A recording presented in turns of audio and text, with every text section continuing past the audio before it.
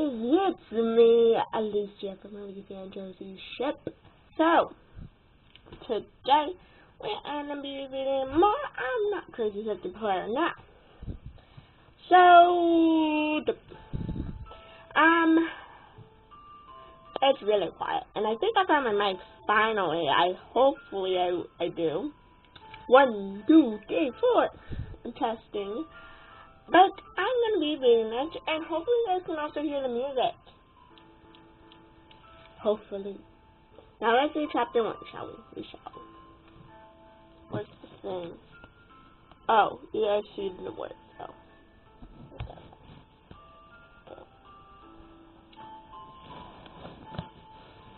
They're going to be products. I don't know what you guys did. Oh, you guys almost on my face. You probably almost.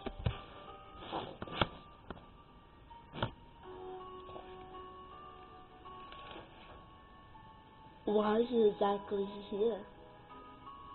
The man looked up at Mark with a raised eyebrow. Mark swayed back and forth on his feet. To guard, I guess. Mark didn't know what else to say. Are you sure? Yes, I saw the flyer for the job, so here I am.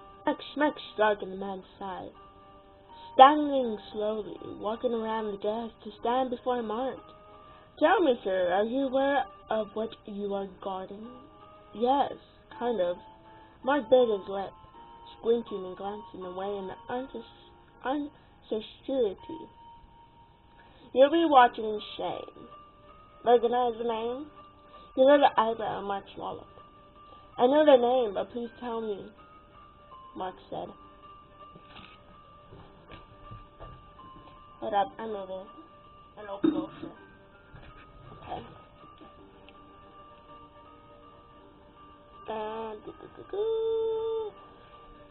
Shane, well, he likes being called Jack. He's a 26-year-old man. From a young age has been diagnosed with schizophrenia and a bipolar disorder, making it difficult for him to be around people. He started to explain, walking down the pathway, gesturing for Mark to follow him. His family didn't seem too concerned with their son's condition, which was reckless and irresponsible. They let him live on like a normal child, letting him go to school, and so on. The children at his school noticed he's different and bullied him quickly leading to him having a great actions of social disorder. He sighed and Mark bit his lip. One day, the bully became too much for him to handle. He was having hallucinations, and what was going on hallucination of what was going on, and attacked the child with a pair of scissors, stabbing him repeatedly until the police were able to pull him off, seeing as the teacher couldn't do it. He has been traveling for one situation to another because he cannot be handled whatsoever.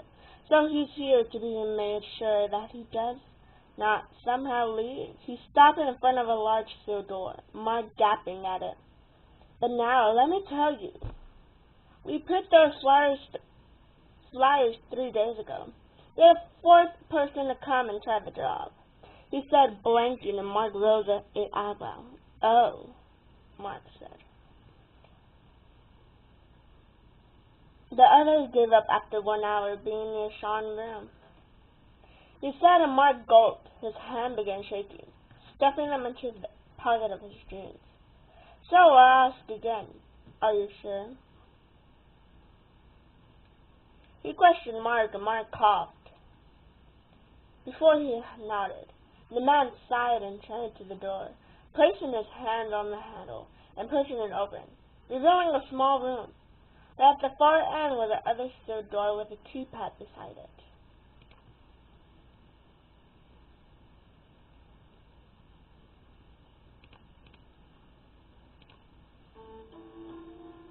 He questioned, and Mark coughed before he nodded. The man sighed and turned to the door, placing his hand on the handle, pushing it open, revealing a small room where at the far end was the other steel door with the keypad beside it. Mark frowned, closing the door as the man told him to, his heart rate picking up with each second. I must warn you, Shane. Shane is very loud and spontaneous. Don't be surprised if he won't shut up. He mumbled as he typed into the keypad before the door clicked open, Mark walking in after him. It's a large, dark hall. There was a kitchen set up on one side of the monitoring table with several different panels and controls. But what Mark saw first was a large glass room right in the center of the hall. Mark could see a living type of area in a glass room. A man laying on the bed with his eyes closed. That would be Shane. He seems to be sleeping, but you can never be too sure now. I wish I could explain what must happen personally, but I'm afraid I cannot. There is a folder on the desk over there which will explain everything you need to know. He said hurriedly, walking towards the door. Oh, and also Mark, he said. Mark looking up at him with a pursed lip. Don't look. Don't look.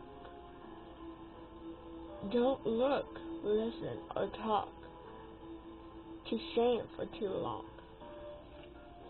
Why? He'll drive you to insanity.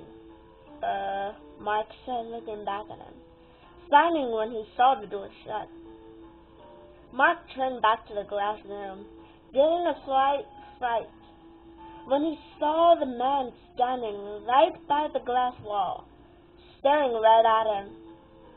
He had pale skin, blue eyes that seemed to give off the fact that he was not mentally stable, and faded green hair, making Mark frown slightly.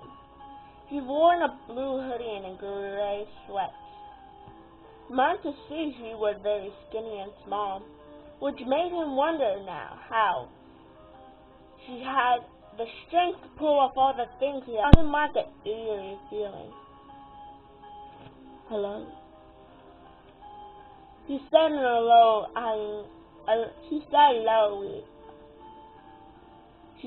lowly, eyeing Mark pushing his hand against the guy. Hey. He said back in a deep voice, watching as his smile grew, licking his lips. I like your voice. What is the matter with the sexy voice? He was leaning more against the glass. Mark, he said, walking towards the glass room. Nice name, Mark. I am Shane, but please call me Jack.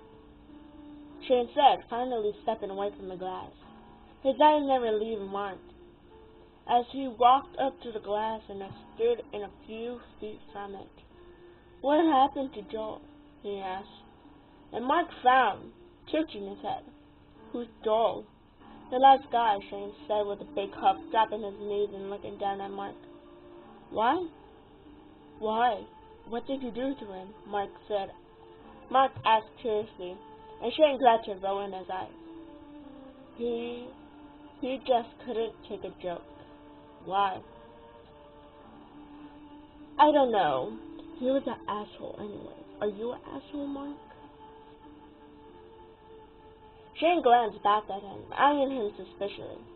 I hope not, Mark began, wondering why people say that Shane was so out of control. He seems fine. If you are, you're not going to enjoy being here, Shane said, standing and turning back to his desk, picking up a green Sharpie and drawing on a piece of paper, seeming to abandon the conversation with Mark. Mark pursed his lips and walked into the monitoring set. Sitting in the folder, sitting down and pelling through it, reading over the page. He seemed to grow tired of reading the continuous, do not give this to Shane, don't say this, don't do this. He understands what he meant to do and how he should do it. Glancing at Shane was throwing pages that that he had finished drawing on the ground, drawing another piece of paper. When Mark had finally finished reading the large folder, he shut it, signing and covering his face with his hands, wondering why he had taken this job. "Do you agree?" Shane suddenly said, and Mark looked up, seeing him still sitting in his seat, looking over at him. Mark's question look. "What?" Mark said. "Do you agree with what?" "That I'm here for no reason at this place. And this place should burn in hell." He smiled instantly, setting shivers down Mark's spine. Mark didn't know how to respond, so he said nothing. "Don't you agree?" Shane gritted his teeth together, impatient with Mark's lack of response. "I haven't been here long enough to say, so I can't really answer your question," Mark said, and Shane calmed down, seemed satisfied with his answer. "That's true. I'll ask you later when you least expect it." He winked, and Mark quickly looked away, not wanting to stare into the blue eyes anymore. "Do you like video games?" "Yes," Mark said with a smile.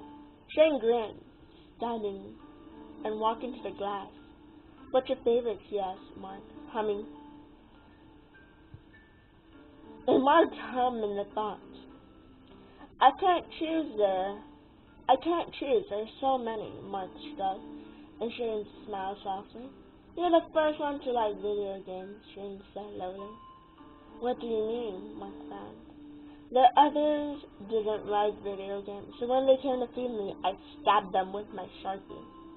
He smiled childless. Mark's heart caught in his throat. "What's the matter, Mark? Cat got your tongue?" Shane growled slowly, soundly slamming his fist on the glass, making Mark flinch. "You look scared, Mark. Are you scared of me?" He gazed Shane sad. "You think I'm crazy?" "I'm crazy." "Oh, oops. You think I'm crazy too, don't you?" Sarah became eager. "I'm not crazy," she screamed, slamming his fist on the glass once again. "I'm not fucking crazy. Do you fucking hear me? Huh, Mark?" He screamed, Mark's eyes glittered and his heart beat against his rib.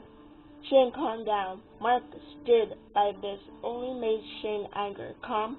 I'm a calm motherfucker," he yelled, glaring at Mark. Mark walked to the door of the bathroom, Shane watching him furiously. Where are you going, Mark? Are you gonna give up like the fucking other assholes?" He yelled, watching him.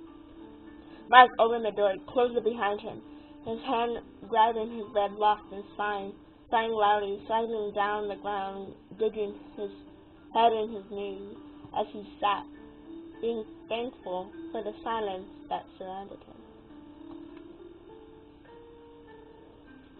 So that is the end for chapter 1. I totally forgot in the intro that it was going to say bad words, but in the title I will say it says bad words. So, thank you all for watching. If you like it, leave a like. And if you haven't subscribe because there's going to be more on this. And hopefully it sounds way better because I think I'm on the mic already. Thank you for watching. I'll see you guys in the next one. Bye-bye.